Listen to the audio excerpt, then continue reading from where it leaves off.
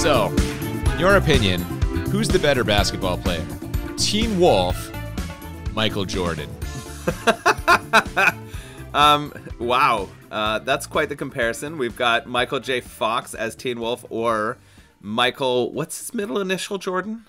J? P. I don't Jordan? know. I don't know. Yeah, it's Michael Jeffrey Jordan. Michael Jeffrey Jordan. It's definitely Michael Jeffrey Jordan. Okay. Absolutely still better. Michael J. Jordan? I don't know. That Wolf had some moves. No, he didn't. No. The Wolf could jump and dunk, but he had no handles. He didn't know how to play defense. Well, hang on. He didn't need to play defense. Let me just stop you right there. When you're a Wolf, you don't have to bother playing defense. Is that what you're saying? No, when you single-handedly score like 180 points a game. But the only reason he's scoring that many points is because he's stealing the ball from the others, right? Like That's way defense. Stealing is defense. This Wolf and all of the basketball that was in this movie, Teen Wolf, was fucking garbage. So you're saying it's kind of a 1A, 1B situation. No, apples and oranges here in terms of basketball skill. Teen Wolf and Michael J. Fox are just absolute shit at basketball. Welcome to Bad Movies and Beer. I'm Cooper. And I'm Nolan. And as we have clearly picked up on, we are talking about the 1985 comedy Teen Wolf, starring Michael J. Fox as an unlikely basketball superstar / werewolf. It's really something, as you pointed out, perhaps some dubious basketball skills, but we'll be going through all of that as we do. Before that, though, every week we pair the movie with some sort of craft beer, and what do we have this week? We've got the Lone Wolf Coffee Blonde this week, right? We've got Teen Wolf, we got the Lone Wolf. It's from Sons of Kent Brewery. They're out of Chatham, Ontario. It's a really cool brewery and restaurant. They have a huge outdoor patio, and they have all kinds of events and live music. They have tons of different styles. They tend to lean, I think, almost slightly more traditional. The beer I recognize most is probably their like berry white raspberry wheat. Great name for a beer. Really, really good. Cool can, cool picture. That one I have bought and drank before. It's quite delicious. So I'm looking forward to trying this one out. Absolutely. And a coffee blonde. I mean, I like coffee beers. I like blondes, obviously. So I'm optimistic about this one. Could be 2 good weeks in a row for me here. Wait, what am I saying? 2 good weeks? Like 3, 4? Yeah, you've been crushing it or getting lucky with your beer choices this year. They've all been fitting in the non-IPA category, I guess. I'm sure there's more IPAs around the corner. I wouldn't worry too much about that. Or not, who knows? But either way, let's just enjoy the ride. That's fair. I love beers in general. I'm interested in this one. I wonder how they mix a blonde with a coffee, right? Most of the time, coffee are in much darker beers. So I'm excited to try this. I did do a little bit of reading, and it says they're only lightly roasted coffee beans. So I think this is still going to be a pretty light beer. Great. Well, why don't we get into it, and we can see how it all goes down. Let's do it.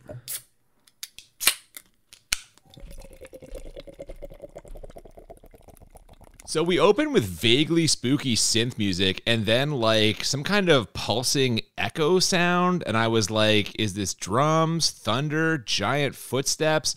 This all sounds super ominous, which will almost immediately not fit the tone of the rest of this movie. Yeah, I was a little confused, to be honest. When I heard that sound, I didn't know what it was going to open into. It took me a little while. And then when we transitioned to the shot of Michael J. Fox, I realized it's a heartbeat.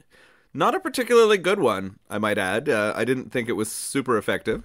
But he's stressed out because he's got to take a big free throw? Yeah, we start with a little tension here. He's on the basketball court, staring down what seems like a very meaningful free throw. Now, I say seems meaningful because as soon as we see the score, we realize that his team is getting absolutely clowned by the other team. This free throw is not important even a little bit. Yeah, he's playing on the Beavers. I guess that's his school, and they're playing against the Dragons.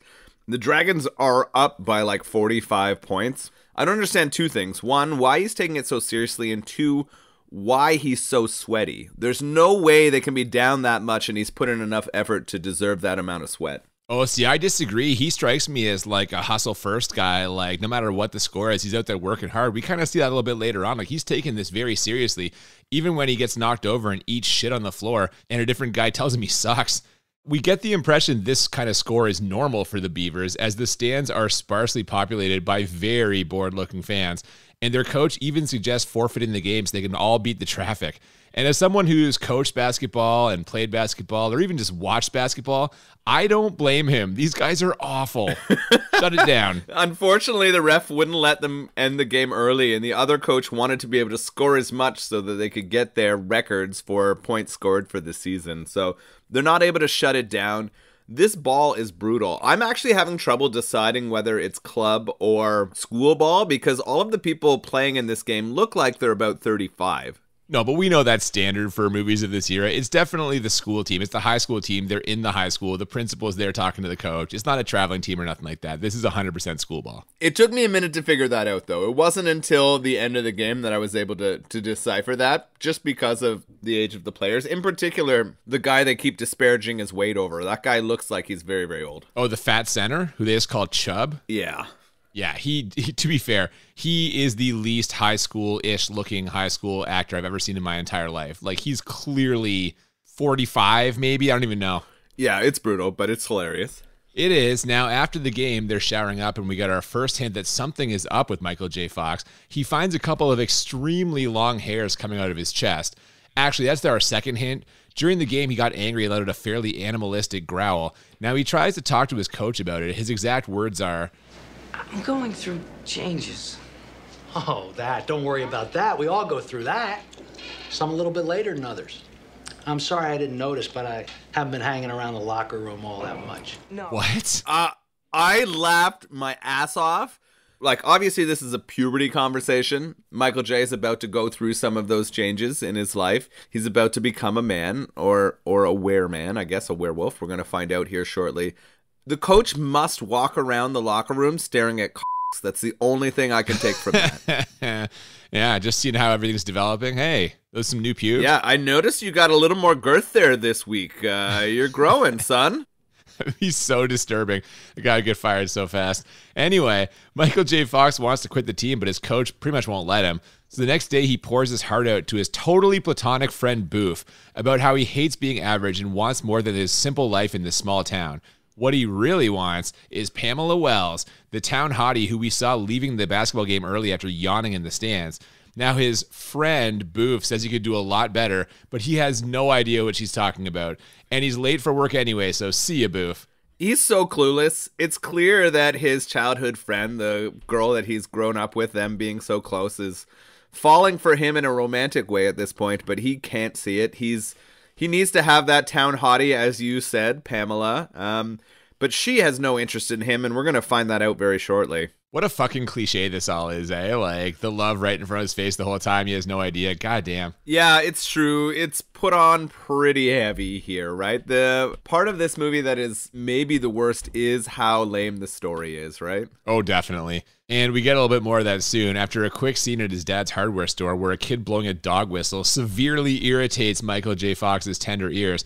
We see him make a clumsy play for Pamela when he drops off some paint at a play rehearsal where Pamela is the lead. And by drops off, I mean he literally drops it when he notices his hands are a bit hairier than usual. So for the record, we're getting zero backstory on why he's becoming a werewolf. He's just becoming one. Yeah, we're just seeing him transition, weird things happening. We know because it's called Teen Wolf what's going on here.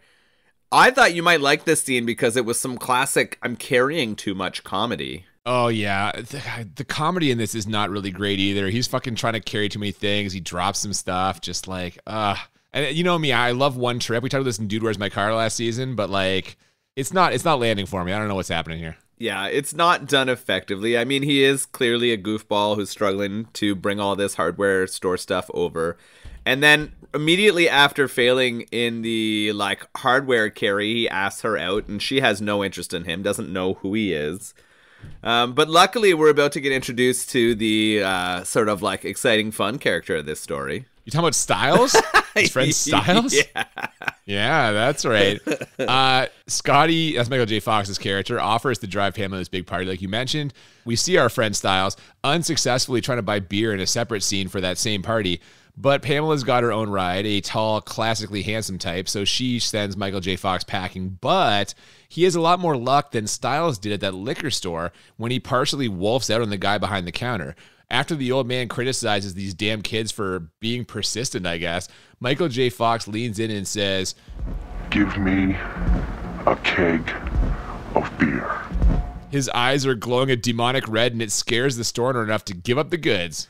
Oh my goodness, yeah. There's a few things in here. One, the guy who picks up Pamela is the like lead basketball player from the Dragons from the start. The guy who told him he sucked at basketball and was in his face already. So he's already losing out both on the court and in real life to this guy. I think his name is Mick, maybe. Yeah, he might as well have a giant flashing sign above his head that says movie villain. It's just like locked in. He's that guy. Yeah. Yeah, it's pretty rough. And then Styles here is being a classic punk trying to order a keg of beer from a guy who asks for ID and he doesn't have it. The wolf move works though, and they're able to secure that keg of beer. And they think that they're heading into this party being heroes, bringing in a keg of beer. And what does it look like when they get there? Well, they find out that's not the case. But before that happens, let me ask you a question, Noel. You like van surfing? Oh my God. Because that's what we get next. Scotty Styles and some other friend of theirs are en route to the party, and Styles decides to climb out on the roof for some shenanigans. He almost wipes out when Michael J. Fox notices his ears looking particularly pointy in the side mirror and swerves, but they do arrive safely. Now, I have to say, if I were experiencing the kind of terrifying body changes Michael J. Fox is experiencing here on an increasingly frequent basis, not sure I'd be going to that party. Yeah, I'd be a little worried about what was happening to me, but, you know, he's got his eyes set on Pamela, and he cannot steer away from maybe still getting her, despite being rejected so heavily. The van surfing was pretty hilarious. The Styles character throws on that Hawaiian shirt and some sunglasses. Of course, the Beach Boys rock out as he heads up on top of there. Surfing USA. How much money do you think they spent to have that be a part of the movie? That was probably the thing that cost them the most money in this movie, I would assume. Like, more than any of the actors' salaries, getting the rights to Surf in USA was probably number one. I think so. Other than Michael J. Fox's contract, possibly, I think that was the number 2 cost for this entire movie, because it comes up twice in here, and it was pretty funny. So they get to the party, they bring the keg in, and they bring it to the kitchen, and there are already like 6 kegs in there, so it wasn't a big deal, which was kind of funny. I liked that touch. And then all of a sudden, most of the entertainment at this party is being organized by the Styles character. He's got all these couples involved in some kind of like hilarious and kinky shit. Yeah, he's, for lack of a better term, almost like an MC, sort of like running the events of the evening. And many of those events are like oddly sexual party games. There's some kind of whipped cream worm thing. The fat guy from the basketball team has to eat a bunch of Jell-O to some girl's shirt. And Boof maneuvers her way into the closet with Scotty for 7 minutes of heaven. Yeah, so these longtime friends are now going to get a little bit close in this closet. And Boof's all in. She would like to get a little bit closer or more intimate with our Scotty character. And he doesn't want to be a bad friend or turn down this opportunity. So he kind of kisses her back as they start to get into it here. Oh, he really starts kissing her back in a second when his primal instincts kick in, and even starts kind of getting a little rough with her. She slaps him in the face, and as she walks away, we see that he literally tore through the back of her shirt with his wolf claws. But she's not exactly complaining when they walk out of there, so, you know. Yeah, we might find out later that she's kind of into that. She doesn't mind him getting a little bit animal with her.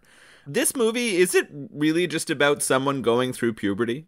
It's like a big metaphor, just a really clumsy metaphor, maybe. That's what it kind of feels like here, because it just seems like we're about to have his like Cinderella moment. He's about to completely change and run out of that party, right? He's about to hit full puberty mode, but in here he's hitting pure werewolf mode. He is. Now, I mentioned a second ago, Boof not complaining. You know who is complaining right now? Me, about the extremely shitty effects we see when Michael J. Fox gets home and finally transforms into that werewolf. God damn, these are terrible. Yeah, I wondered how you'd feel about the werewolf costume. I didn't think you were going to be favorable. It's awful. He looks more like one of the apes from Planet of the Apes than a fucking werewolf. Yeah, it wasn't the best. I don't know. I was kind of mixed on it. I felt like it was fine, but not good. It wasn't scary. It was almost like friendly. It kind of reminded me of Alf from the Alf show. Okay. Yeah. He became more of like a friendly werewolf, or like, I don't know. What was that Sasquatch show? I can't remember what that's Harry and the Hendersons. Yes. Or no, that was the fucking movie. Was that a show also? Yeah, it was a TV show too, I think. So it's pretty funny. It kind of felt like that to me. It was similar makeup to those kind of feelings. So he's had this change. His biggest thing he can say is, geez Louise. We know it's a PG movie when that's sort of his response to turning into it. His dad kind of hears some commotion. He hears him come home, and he's on the other side of this bathroom door as he's going through these changes. This moment's kind of funny, right? Thinking about a father on the other side of the door as a son is experiencing puberty or some kind of major change. So he's kind of trying to get him to open up and talk to him about it, but Michael J's not having it. No, he's freaking out, but eventually his dad kind of wears him down and he agrees to open the bathroom door. And when he does, he sees that his dad is also a wolf. So this is genetic, I guess, which answers one question, but it also gave me another. If they had made this movie about his dad instead of him, would it have been better or worse than this? Wolf Dad, what do you think? I don't know. I mean, it depends on the kind of scenarios they put the children in. And if the Wolf Dad was extremely embarrassing, this could have been a pretty funny movie. What if it's just him trying to, like, you know, run a successful hardware store? I'd watch a movie about a werewolf trying to navigate the uncertain economy of 1985. No? Yeah, in there. We find out that his mom's not in the picture here, right? She's gone, but we find out that she was a werewolf too. This led me to have a bunch of questions. I was like, are there other female werewolves? Does he have to meet and be with a female werewolf only? Can you change people into werewolves? Do you start that way only? I don't know. There's all kinds of questions here. Hang on. I don't think his mom was a werewolf. I think she was just a regular fucking lady because the dad is the one who was worried about passing it on. He says it skips a generation, but she sounds like a normal girl. I'm not sure. He talks about her later on, like with the principal. I'm pretty sure they say that she's a werewolf too. I'm pretty sure that at some point they comment that both of his parents were werewolf. I mean, Mick makes the comment about shooting her. I think that's the wolf reference. I don't think she was a werewolf. I don't know. I had questions about whether they like it seemed like any time that Michael J in this gets excited, he starts transforming into a werewolf, and I wondered if that happens when people get aroused. Like, I wondered if they were only able to have sex in werewolf form, like, yeah, if they were both wolves, and if it was only ever doggy style. Like, was that? I couldn't tell, but I think that the whole family is wolves, which makes me wonder if Michael J then needs to find a wolf to be with in the end. I'm not sure. There's all kinds of questions happening here. I'm wondering if it's full moons only too. Whether like if we look it's out, not clearly not because he has transformations other times. You can do it kind of turn on and off like a light switch. But that other question you asked, we are not going to get the answer in this extremely PG movie. That's not going to happen. Too bad though. I'm wondering about that too. Actually, yeah. Now we have all kinds of questions. Yeah. Did they make an adult version of this? Is there a no? But they made Wolf? A sequel starring Jason Bateman where he's a boxer, not a basketball player. What? It's fucking even worse than this. It's really bad. Same character? I don't know if it's the same character or not, but he is himself a teen wolf. Probably a different character. I hope so, because that'd be a weird transition. But all right, so he's turned into a wolf. He's not really comfortable talking to his dad about this, but he's got to go to school the next day. Yeah, now I mentioned him being able to turn it on and off like a light switch, but in a series of scenes at school the next day, we see that he cannot control this thing as he is freaking out in multiple classes. But Pamela Wells not only talks to him, she says there's something different about him in that way that implies that she might possibly someday let him touch a boob. She notices that there's some changes going on in class. You know how there's sort of like, we can have a musk that we extrude. We don't necessarily smell it, but people of the opposite sex can determine it. It's just his aura is different. This is we've talked about this before. Like, there's a thing, some people just put off a thing where like, yeah, that's that person, you know? It's like me with crazy women. Same thing. Yeah, it's just there's some sort of light goes off, right? Yeah, you know it's there and you get drawn to it. It's true. So he has this interaction and that's kind of positive, yet he gets called on by his teacher. Sorry, I think you just said he has this interaction. I actually heard. He has this wolf erection. Yeah, and it's positive. This whole section makes me think that it's all an innuendo for having an uncontrollable erection.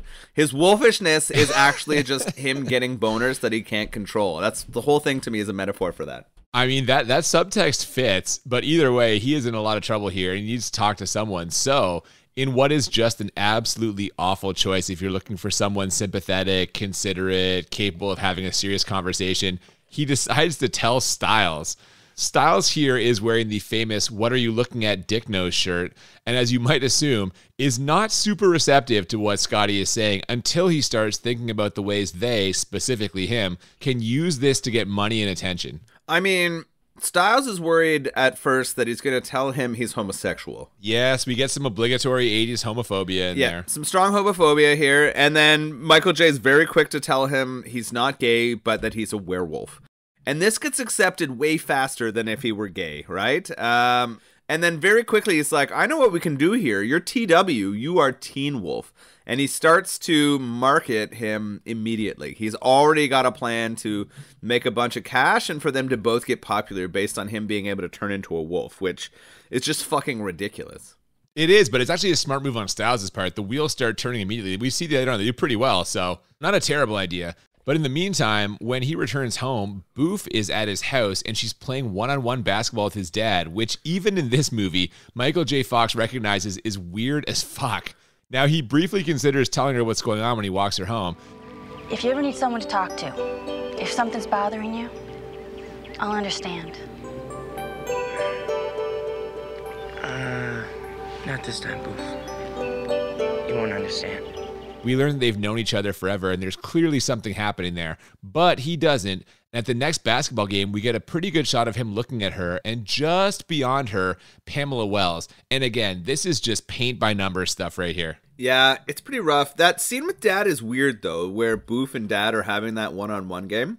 I don't know how many, like, female friends I had in high school that would go and ask my dad for advice. I know she's been around for when years. You're not home? Like, hey, want to play one-on-one? That'd be so strange. Neither of them could play basketball, right? It was a strange thing. They're both out there, like, struggling horribly, and, like... Well, no one else in the movie can. Why should they be able to? It's true, but they may have been the worst performers that we saw in terms of handling and shooting a ball. But it's a really strange thing. I don't know why she went to him. Maybe he was kind of like a father figure to her, but it felt uncomfortable. We do transition to this basketball game. They are playing, and of course they're struggling, but we see him go to the line again like he did at the very start of the movie. But this time when he goes to take the shot, we see his eyes turn red like you talked about before when he's kind of starting to wolf out a little bit. And what happens this time when he shoots? Well, this time it goes in, so they seem like they're doing a little bit better. But things really pick up when he dives in the floor for a ball, guys pile on top of him, and he bursts out of the pile as the Teen Wolf, which, in addition to stopping the room dead, immediately makes him infinitely better at basketball. He fucking dunks from the free throw line, and now things get truly ridiculous. Yeah, this scene where he gets piled on for a jump ball, first of all, every time a ball gets contested and two people are holding it in this movie, it takes them forever and they don't call a jump ball. Like, were there no jump balls at this point in time? Like, were there no jump balls in the 80s? I think it's just that the referees here are decorative, and I'll speak more to that in a second, but they don't do shit to police this basketball game. Yeah, I was confused why it didn't get called, but then he gets piled on, and of course, because all this happened, he wolfs out. It does go quiet in the gym for a minute, and he kind of solo dribbles on his own baseline before, like, going down the court and dunking from the free throw line, like you said. But very quickly after doing that dunk, everyone loves him. Like, his entire team, the whole court, the referee, the other team obviously doesn't like getting beat by him, but nobody is angry or thrown off that someone transformed into a werewolf in front of them. Yeah, that's my biggest thing with this is, like, how does no one fucking react to this? Like, you'd think the referees would at least stop the game, get a clarification on whether werewolves are legal, something.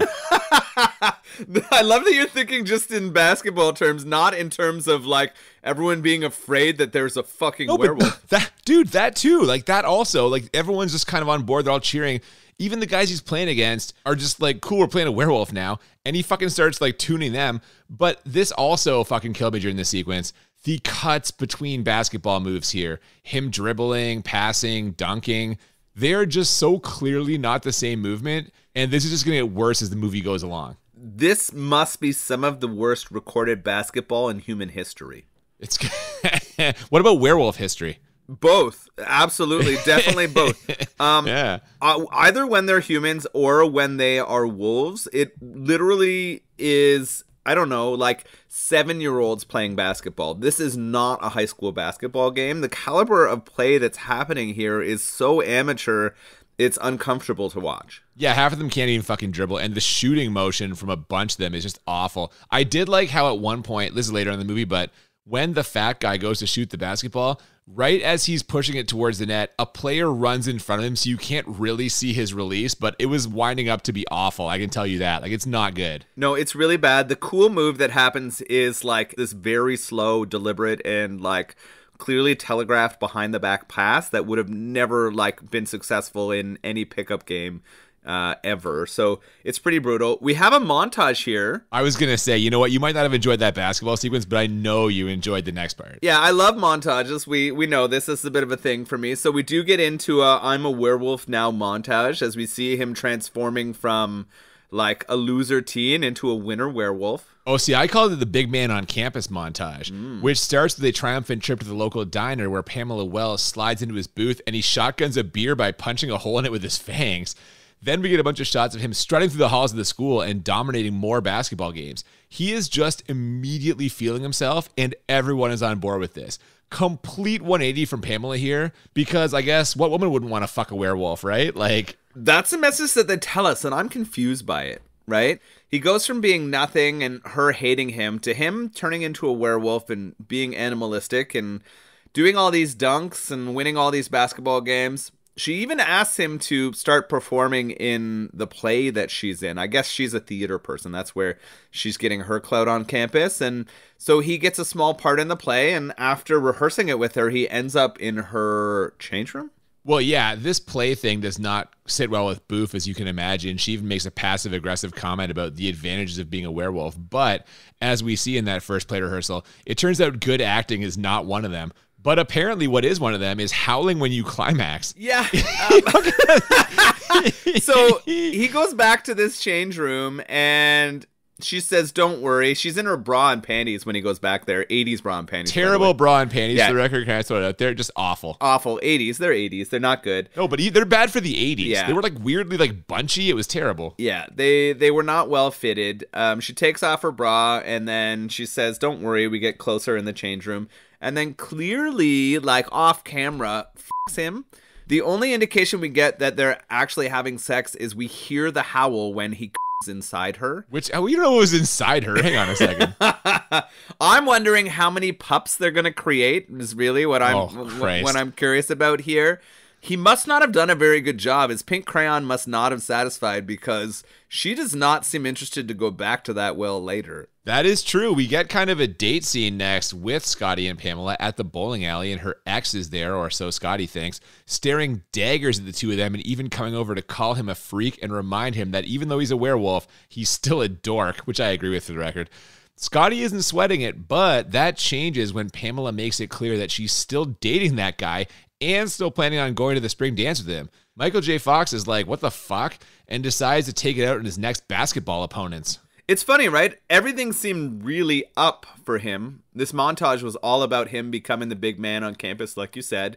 But it seems like things with Pamela are not going so well. It seems like his basketball team is tired of him not passing the ball and taking over and doing everything on himself. And even his friends are starting to get a little tired of him. The only one who kind of is on board is Styles because he's making a lot of cash off him. Yeah, you're right. Some cracks are definitely starting to form in the foundation here. You did mention his basketball team, and although they are winning games, the rest of the guys are furious with him for hogging the glory, not involving them, and basically playing 1-on-5. So essentially, he's become Kobe Bryant. I mean, the others clearly aren't working hard enough to deserve a pass. As Kobe would say, you got to put in the time if you want me to pass you the ball. So I think that's what's happening here. He asked his coach for some advice on how to navigate this, and the coach is helpful as always. There's 3 rules that I live by. Never get less than 12 hours sleep. Never play cards with a guy who's got the same first name as a city. And never go near a lady who's got a tattoo of a dagger on her body. Now, you stick with that. Everything else is cream cheese. I mean, that is good advice, but not really applicable here, you know? This coach character is actually one of my favorites in the movie because he's written as such a wild card. Like, nothing he talks about is connected. He's just such his own free spirit here that it doesn't work in any way. So I love the advice he's giving here. It's weird that he walks around locker rooms checking out dongs, but I think that it's funny the advice that he does give in this point. This coach is pretty hilarious. You know what? He's one of my favorite characters too, but in this movie that is a really, really low bar, so that's not really saying much. Now, Scotty decides to spend some time with friends to take his mind off all this. He goes for another van ride with Styles, but this time he's on top, doing handstands and flips as they cruise the town.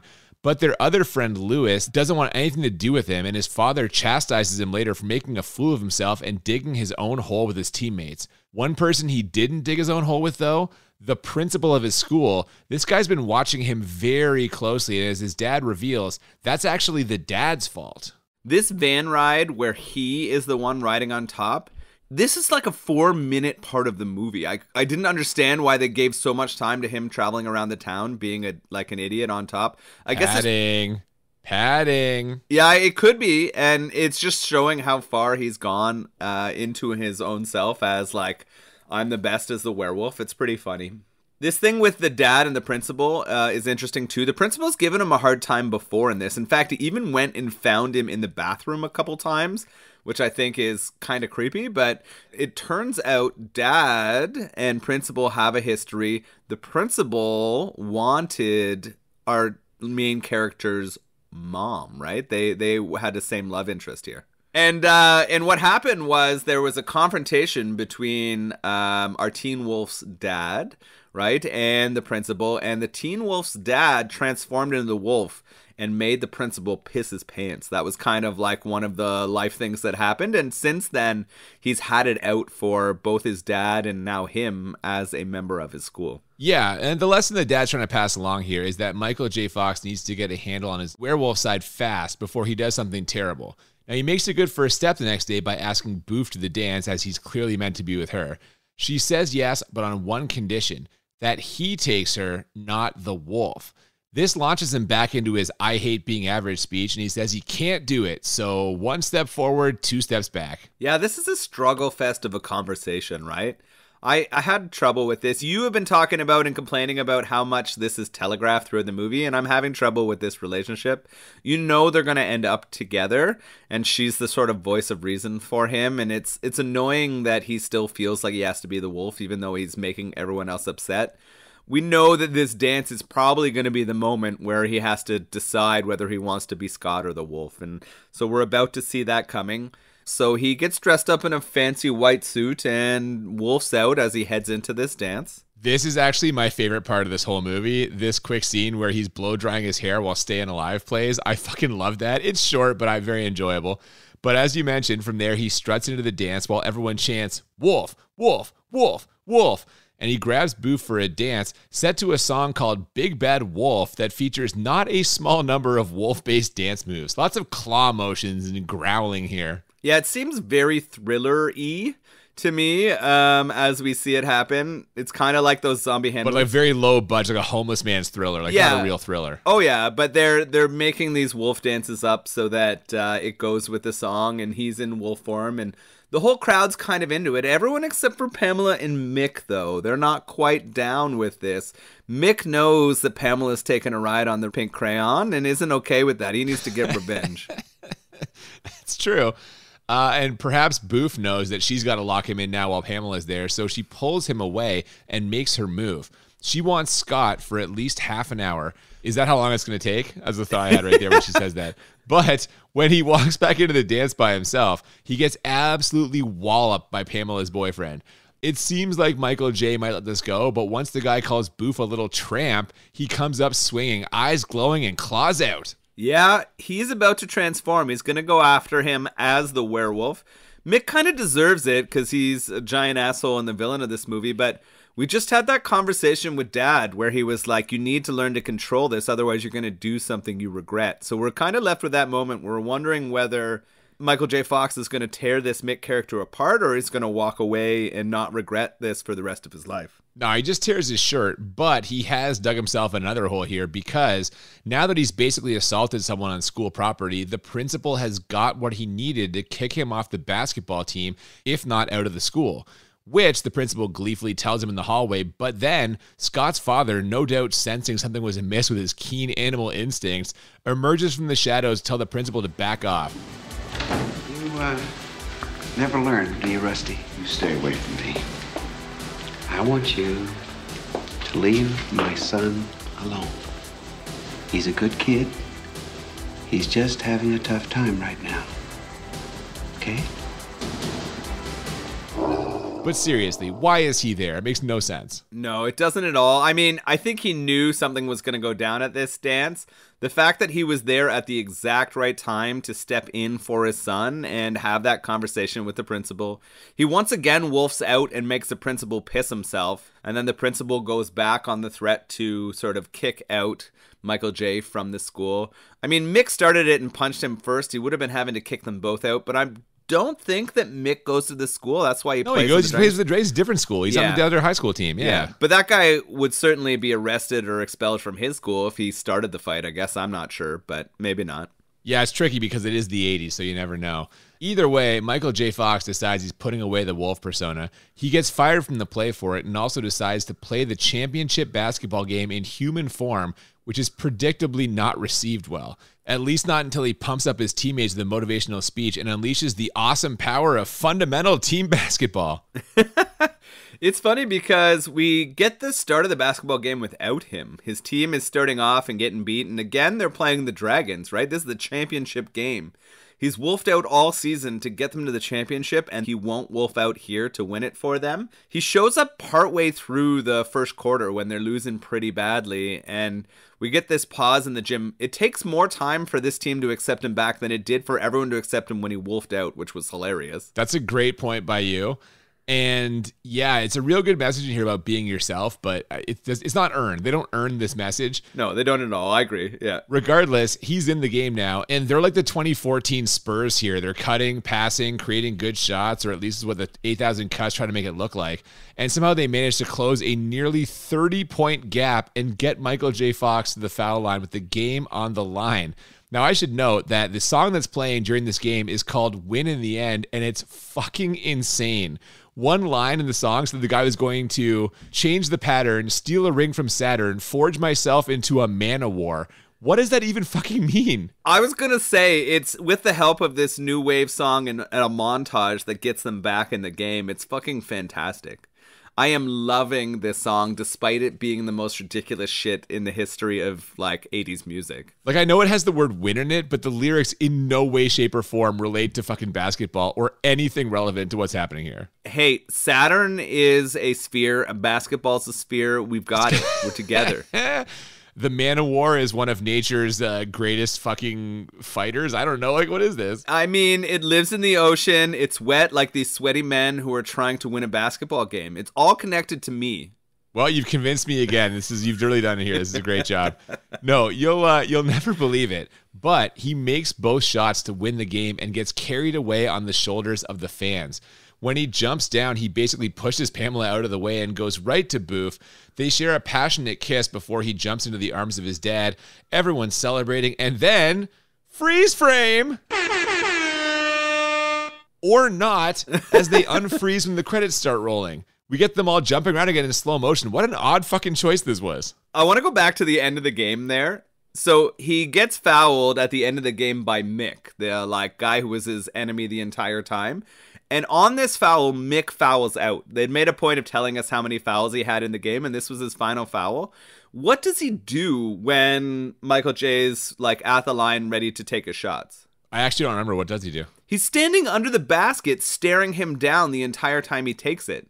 If you get your fifth foul and you get removed from a game, you foul out. Are you allowed to stand under the basket to stare down the person who is taking the shots? I get what you're saying, but I mean, at worst, that's like the fifth least realistic thing about these basketball scenes. So come on. I don't know. It drove me crazy. I was like, I know they're trying to build tension here because this is a standoff between the two, but there's no way he should have been there. Like, nobody else was out there. There wasn't even people surrounding the paint. Those people weren't there. It was just mano a mano on these free throws. He hits them all. He gets carried off. He gets to go make out with Booth, and then his dad shows up again, making another creepy moment.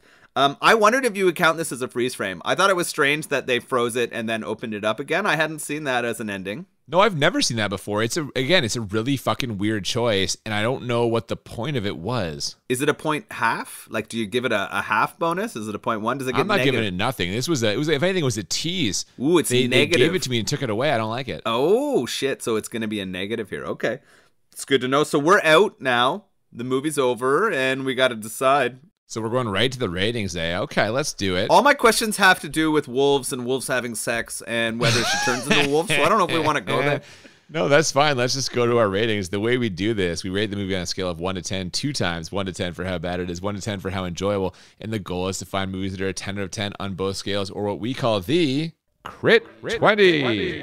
And I will say, for me, it's going to be in play because I think this movie is 10 out of 10 bad. Just fucking absurd in terms of so many parts. The plot, the fucking scenes of basketball, the acting's pretty bad in a lot of cases. The wolf effects are fucking terrible. The fact that no one reacts to this or finds it weird. Like, this whole thing is just absurd on so many levels.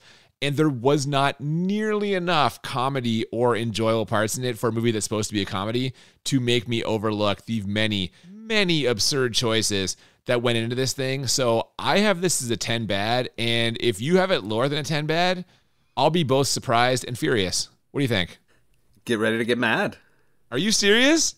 I had this as a 7 bad. Jesus H. Christ. Well, we were talking about last week. We haven't had a lot of disagreements lately. This is going to be one for sure. How can you possibly justify this piece of shit being a 7, not a 10? So I have a theory about why you hate this so much. And my theory is because the basketball scenes are absolutely trash. Yeah, and the movie is based on him being good at basketball when he's a fucking werewolf, but it's absurd. And you're a person who takes basketball seriously. You've been playing and coaching it your entire life. And so I understand that this movie is offensive to you because of that. And I feel that. I do think it was cheesy. I think the basketball scene sucked ass. I thought that the reaction to him turning into a werewolf and him instantly becoming like a school hero was absolutely bullshit. Like, all of those things bothered me a lot. But I felt like the actors were fine. The story, although paint by numbers, was what it was supposed to be. I thought it wasn't that bad. I thought the music helped pull it through. I thought it moved pretty quickly. I only had it as a 7 bad. The music was low-key terrible. We've had some movies, the great 80s soundtracks this season. These songs were like slightly off. There was something weird about all of them. Also, you mentioned the cliches and how everything is so fucking paint by numbers. Like, it is so much that it just highlights how shitty this movie is compared to other movies that also do that. That's my biggest problem. Is like, we've seen every one of these fucking tropes. We've seen other movies do it better. I can't believe you have it as 7. I'm almost scared to ask how much you enjoyed it because I'm thinking it's going to be a fucking high number and I'm going to lose my shit on you. This movie I laughed at a lot. I thought the Styles character was ridiculous but funny. He's the one, I will say, he's the one guy that does a pretty good job in this as far as I'm concerned. Everyone else I think sucked. Although I did like Boof also. Yeah, there you go. Despite what you said about the music, I enjoyed it. I thought it was really breezy. I did not feel like it was dragging. I felt like it moved pretty quickly. They had a lot of montages in here. Like, a lot of the movie was put through in montages. You know how that feels for me. So all of that together, I had this as an 8 enjoyable. Jesus Christ, man. Ugh, this is insane to me. I have it as a 6 enjoyable because, again, the complete absence of logic in the reaction to him when he becomes a wolf, the sheer level of awfulness of these basketball scenes. They also used a lot of the same shots for some of those scenes. Like, it was clearly the exact same footage of that one guy blocking that one shot. He blocks it in the exact same way, in the exact same direction. They're just recycling footage here. Also, Michael J. Fox, whether he's the wolf or human, can't fucking shoot a basketball at all. Same with most of the other actors. Like, it's so bad and such an important part of this movie. I can't possibly take this seriously. There was not enough comedy in there. Styles is charming, like, in his own weird fucking way, but like, not enough for me to put this anywhere close to like an 8.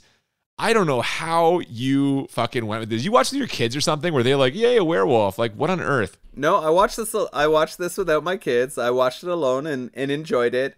I really think that the basketball, and I will admit, the basketball is the worst basketball I have ever seen on film. Yeah, you said worst ever on screen, and you're giving this a fucking 8 for enjoyable. I agree. It's so bad. But I feel like that doesn't affect it enough for me to not enjoy it, and I think I laughed at how horrible it was. You were offended by how brutal the basketball was, and I think that stuck out to you, and it affected your enjoyability and your bad rating. Well, goddamn, there must have been actors in the 80s they could have got who could fucking dribble a basketball or shoot. Like, they'd never played a sport in their fucking life, you know? I mean, half the people on the team don't even have lines. They could have at least got basketball players to play those roles. That would have been great.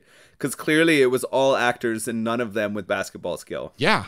Like there's negative skill in this movie. Yeah, no, I agree with that, but I don't think that took away from the enjoyment for me. I felt like it was speedy enough. I felt like we got enough of a mix of like teen sexuality and confusion and drama. The relationship between his dad and him was a little weird. That's the one that probably throws me off. I wish that wasn't quite so creepy. That would help me move towards a higher rating. I think if the basketball were better, I would have given it higher rating as well. But I'd still stick in with my 8 overall for enjoyability. I don't know that I'll watch it again, as so often with many of the movies we watch, but I don't regret watching this one. Well, I do regret watching it again. I've seen it before. I will not watch it again. What a piece of shit this movie is. You wanted a disagreement last week. We've got one this week. We did not disagree about Truck Turner or Streets of Fire, really. This is a big fucking disagreement. I think this movie is hot garbage, and I don't know how you're sitting here fucking not giving it a 10 for bad and also giving it an 8 for enjoyable. That to me is insane. I'm looking forward to all the people defending me and defending this movie and coming after you. I even contemplated giving it a 4 or a 5 for bad, just so that we could have a complete God in like, heaven. This shouldn't have been on our podcast. I couldn't, based on the basketball. That's right. Yeah, I was gonna say. And the reaction to him being a werewolf, because that was just like absolutely mind blowing. I couldn't understand why everyone acted that way. But the enjoyability's there. The amount that you have to question wolf sexuality adds to it too, right? It just has to happen in there. So you can't not enjoy this as an experience. It makes you think. I mean, I will admit, I probably would have enjoyed this more had I been thinking about wolf boners as much as you were. That, I probably enjoyed us talking about it more than the actual fucking movie, which wouldn't be hard because I did not enjoy the movie. But god damn, man, that's just insane to me. All right, so we are miles apart on this one, which happens every so often. If you're a big Teen Wolf fan, you want to support Nolan, fucking go ahead and let him know. Are we going to be miles apart on this beer? That's the question. I don't think so. I don't think we will be at all. This Lone Wolf Coffee Blonde, it was easy to drink, but it had a depth of flavor that wasn't your traditional blonde. It wasn't as crushable as our beer from last week, right? That beer from last week was one you could just go like chug down and drink a whole bunch more. This one I'd probably only want to have 1 or 2 in a session kind of thing, but I like the bitterness that was added to it from that light coffee flavor, and it was different than the coffee flavor you get in a stout for me. It wasn't quite as dark, quite as chocolatey. It was a much more like subtle bitterness. I agree. You get a lot more just like straight coffee flavor as opposed to those kind of chocolatey notes. And I was surprised because it is a very light beer. Like when you pour it, it looks light. So I was like, this is going to have fucking zero coffee flavor. But no, they actually managed to infuse a decent amount of coffee flavor without having it like a dark appearance. So whatever they're doing over there, like it works. It was very tasty. I agree. Probably just like 1 or 2 in a night or whatever. But I enjoyed this and I would definitely get it again. Yeah, I would absolutely recommend it, and I think you should go check out some beers from Sons of Kent. They have a lot of really cool offerings there. I've drank a lot of their stuff. We have a friend of the show, Brian, from that area, has hooked us up with a bunch of really delicious beer, and I think you should check those out. Speaking of friends of the show, next week we are going to be joined for the first time ever by not only a friend, but also the producer of Bad Movies and Beer. Producer John is going to sit down with us while we talk about a movie based on a video game very near and dear to his heart. Next week, we're going to be talking Super Mario Brothers, the movie. Oh, I am so stoked. I love Producer John, great human, and I love video games, in particular the Super Mario series. So this is going to be a treat. I have never seen this movie. I just couldn't bring myself to watch it because I'd heard some negative stuff. So yeah, you might want to pump the brakes on this being a treat because that movie is truly awful. But we'll see what you and producer John have to think about next week. Before then, if you have not already, please follow us on social media at the BMB Podcast on Twitter and Instagram. Feel free to send us any suggestions for beer and or movies, or to send us any feedback. Tell Cooper how wrong he is and how much you love Teen Wolf. Absolutely. We always love hearing from you, and we hope you'll join us next week. Until then, I'm Cooper. And I'm Nolan. And we'll see you next time on Bad Movies and Beer. Keep it howling. He's a wolf in teen's clothing, and tonight is his night to howl.